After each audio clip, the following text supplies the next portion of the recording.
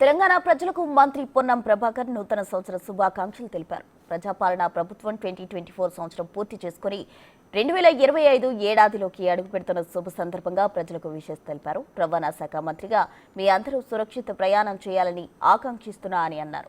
Traffic నిబంధనలు పాటిస్తూ ఎటువంటి ప్రాణాపాయం లేకుండా ఇతరులకు ఇబ్బందులు లేకుండా రోడ్డు నిబంధనలు పాటించాలని కోరారు. 2025 సంవత్సరం అందరికీ అంతా మంచి జరగాలని చెప్పారు.